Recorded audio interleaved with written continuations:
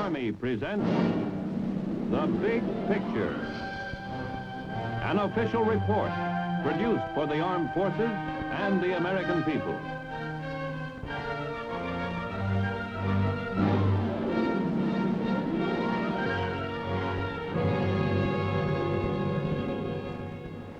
These are, perhaps, tomorrow's Army battlefield commanders, faced with tactical decisions, using weapons now operational or in development. Let's look at it on the situation map. Sir.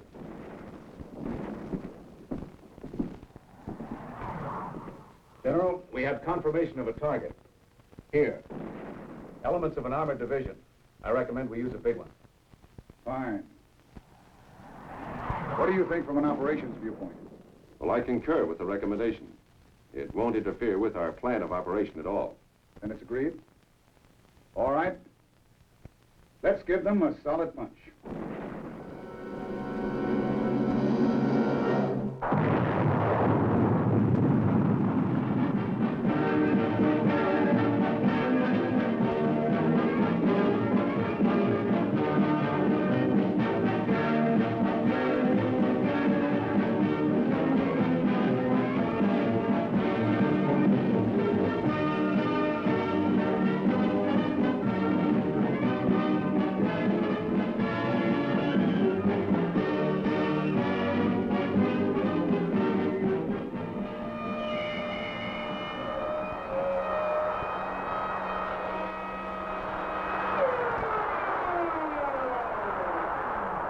I'm Chet Huntley at a launching site where Army missiles stand ready around the clock every day of the year. The solid punch aptly describes the Army's new generation of rockets and missiles, for they all pack a powerful punch, such as these you see here. I should like to report to you on the Army's great progress in the field of rockets and missiles, and show you the results of the teamwork effected between the Army and great names in industry in producing these modern weapons of warfare. This is the clenched fist that delivers the solid punch, a type of solid fuel motor which propels the Army's new generation of rockets and missiles. This uncomplicated solid fuel provides a new dimension in effectiveness for a broad range of powerful Army missiles, each with its own carefully engineered capability and tactical mission. New generation solid fuel missiles include Lacrosse, a highly accurate general support field artillery guided missile for use in close tactical support of ground troops against hardpoint targets such as fortified positions. Honest John, designed to provide fire support for ground combat operations, is a free flight rocket with a range equivalent to that of medium to long range artillery. Sergeant, a surface-to-surface guided missile, which extends the range of artillery, making available to the field commander greater firepower to reach deeper into the enemy rear areas. Pershing, a large inertially guided ballistic missile with the mobility of smaller missiles, but which packs a powerful punch over distances far in excess of the longest range of our artillery capability.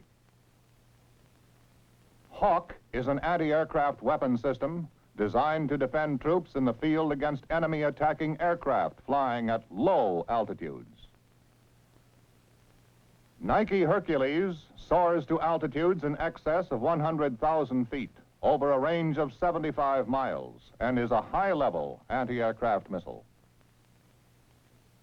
Nike Zeus, now in an advanced stage of research and development, is designed to leap up to extreme altitudes almost instantaneously to defend against enemy long-range ballistic missiles coming toward a target from any direction at speeds in excess of 15,000 miles an hour. The new generation solid fuel missiles augment the already in the field liquid fuel missile systems such as the surface-to-surface Corporal and Redstone. Altogether, the liquid and solid fuel missile systems are intended to provide the best backup support known for our fighting men. During its rapid strides into the missile era, the Army has never lost sight of its guiding doctrine, that in war it is the foot soldier, shown here in a combat exercise, who is the arm of ultimate decision, the arm that wins wars by capture or destruction of the enemy and his territory.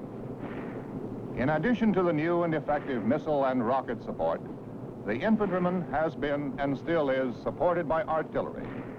Reliable 105-millimeter howitzer. The 155-millimeter howitzer.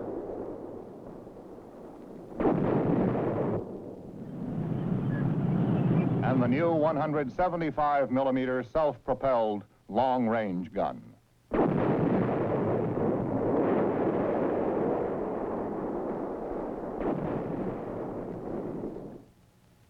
And here is a current concept on the relationship between artillery and missiles. In today's rapidly changing concepts of tactical warfare, battlefield commanders know there is a need for both conventional artillery and missiles. Conventional artillery has the advantage of superiority in rate of fire. That means artillery can fire more shells faster to provide close fire support accuracy for the attacking infantrymen and armor. Also, conventional artillery fire is cheaper and can react more quickly to battlefield targets of opportunity, targets which suddenly appear and may soon disappear if not clobbered. Most missiles, however, have two decisive advantages over conventional artillery weapons. They are destructive power and range. With few exceptions, missiles can deliver atomic warheads, and one missile warhead can have the demolition effect of hundreds or even thousands of conventional artillery shells. As for range, the farthest reach of conventional artillery, like this 175-millimeter gun, is about 20 miles, whereas Army missiles, such as the Pershing, can hurl their warheads at targets hundreds of miles away. So you see, not only can they cover much wider sectors of the front, but can also go far deeper into the enemy rear to destroy troop, equipment, and supply concentrations, as well as other important tactical targets.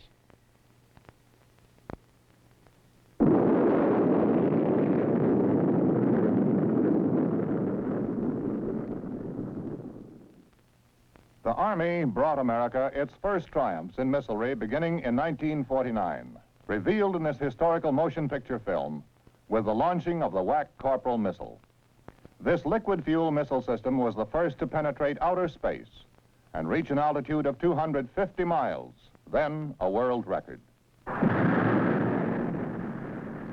As a result of this WAC Corporal success, the Army went in for quantity production of the tactical liquid fuel Corporal missile and later the Redstone missile system.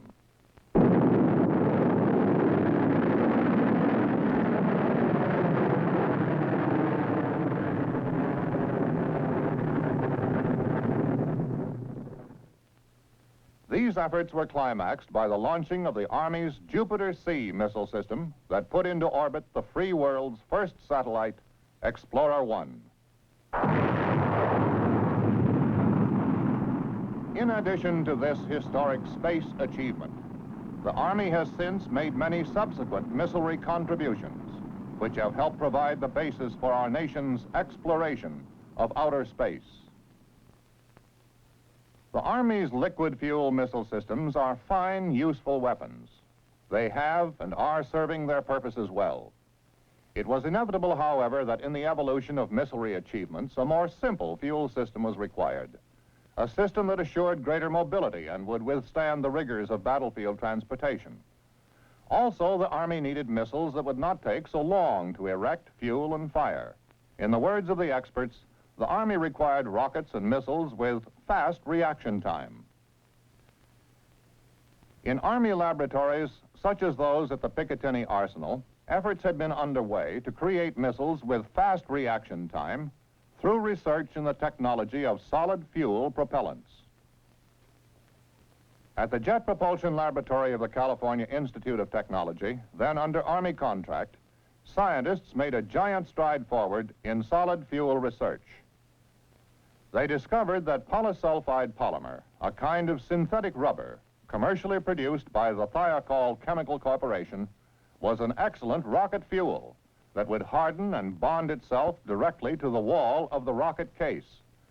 Thus was born a practical concept of solid fuel, shown here in a mixer. At the Army's Redstone Arsenal, close liaison with industry then provided the Army with further research and development on solid fuel technology.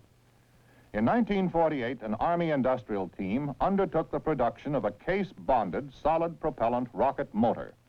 The program was a success, making possible a new generation of solid fuel missiles.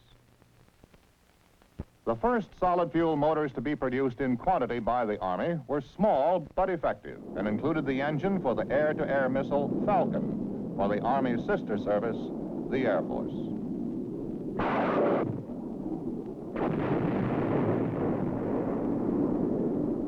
Some of America's leading scientists have been teammates with the Army and have made contributions to solid fuel technology. One of the pioneers in this field, who will explain how a solid fuel motor operates, is the past president of the American Rocket Society and Thiokol's vice president in charge of rocket operations, Dr. Harold W. Ritchie. Every missile motor must have a combustion chamber in which the propellant burns. The burning of propellant creates expanding gases, which results in the production of physical force. In missile terms, we call this force thrust, the rocket force which propels a missile.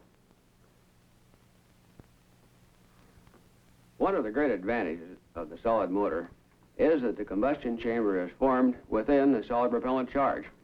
Here is a cross-section of a cast solid fuel motor. This hollow area in the center is the combustion chamber. With this cutaway motor, you can see the entire combustion chamber, which extends as a specially shaped cavity through its full length. The propellant is ignited simultaneously along the entire length and surface of the combustion chamber. Upon ignition, the propellant burns from the inside out until burnout at the motor wall casing. Simplicity of design is one of the great advantages of the solid fuel motor, eliminating the need for pumps, valves, pipes, cooling system, and the other internal hardware of the liquid fuel system. The advantage of solid rocket simplicity, coupled with its capability to produce thrust instantly, enables a solid fuel motor to get off the ground and into flight more quickly, and consequently, to put more of its thrust to work delivering the payload. With all the advantages of simplicity and reliability built into the solid fuel motors, there is one more important aspect of these missiles insofar as tactical application is concerned. It is this: the entire missile motor, including its solid fuel, is packaged at the manufacturing plant. It is ready for instantaneous firing when it is assembled in the missile, and it can be stored indefinitely in a ready condition. The Army's new generation of solid fuel missiles can be put into action fast. Speed is always important, many times decisive. Some of the first of the solid fuel missiles already in the field for tactical employment include the Lacrosse.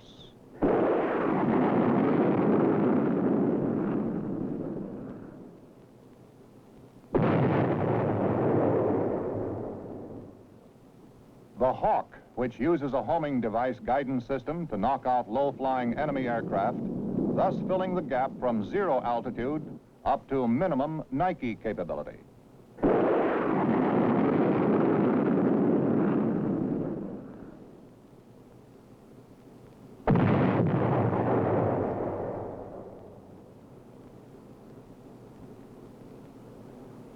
And the Nike Hercules, which is lethal to enemy aircraft even in excess of 100,000 feet.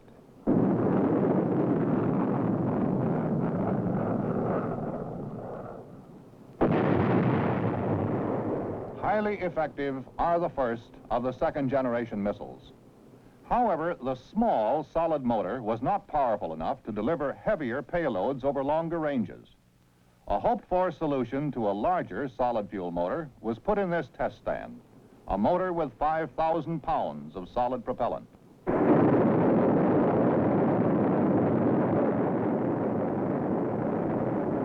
This RVA-10 experimental motor not only was successful, but proved the principle of scalability.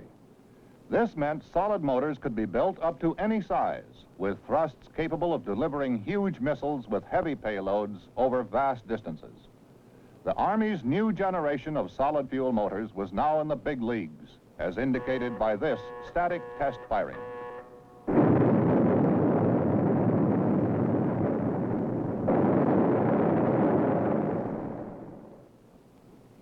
At the Army's Longhorn Ordnance Works, larger solid motors went into production in new modern facilities, specially designed for this purpose.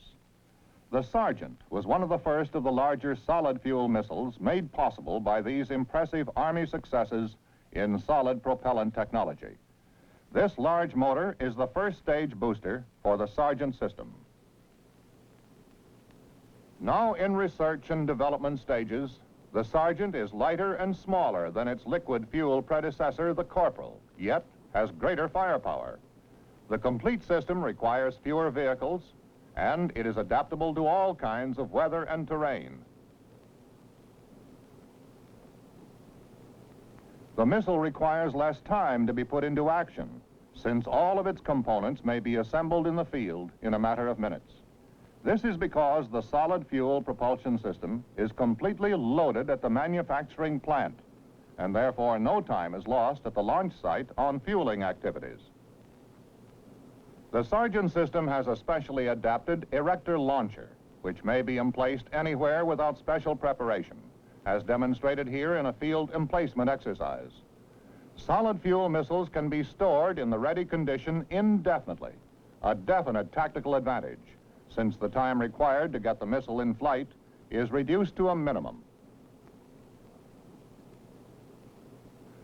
Solid fuel missiles have economic advantages too: lower manufacturing costs, less ground support equipment required, and less training time for the crew, which is smaller, resulting largely from its simpler fuel system design and other missilery advances. Even with these advantages, the Sergeant meets the highest standards of reliability in the field. The Sergeant, shown here in another test, follows a ballistic trajectory in flight to its target, carrying either a nuclear or conventional warhead. This firing utilizes a conventional warhead.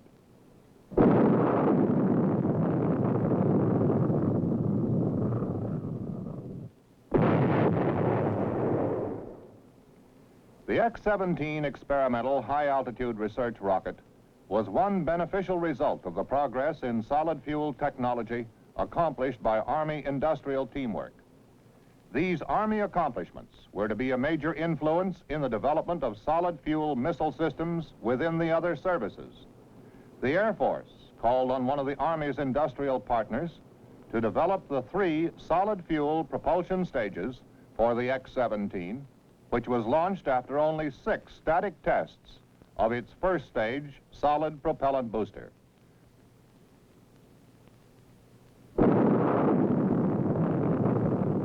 The X-17's outstanding flight record was 39 out of 39.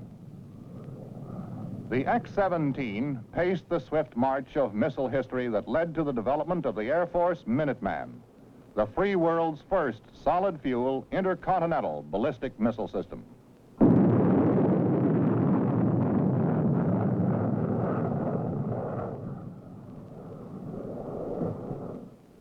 The advent of the nuclear submarine, which provided a far-ranging launching vehicle for ballistic missiles, required a solid fuel factory-loaded propulsion system. And so it was that the Navy, too, benefited from the accomplishments of the Army industrial team in solid propellant technology. Firecall, under government contract, proved the feasibility of this concept, and thus was born Polaris. The Aerojet General Corporation developed and is producing the solid fuel motors for Polaris, shown here now being fired from the submerged submarine.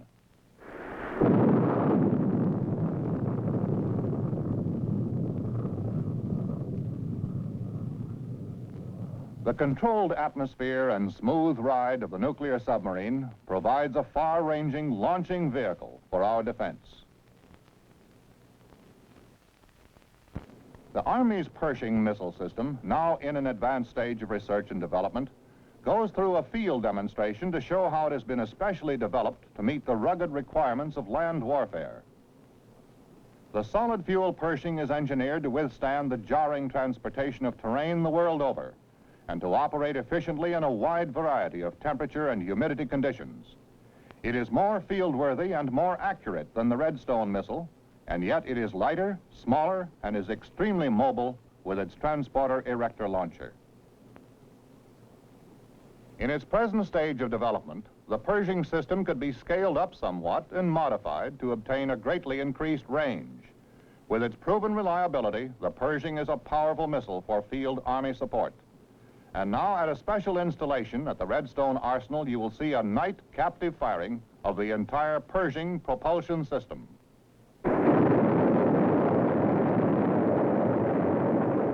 All motors of the Pershing propulsion system are tested in proper sequence in this static test stand. The first stage booster motor is now firing.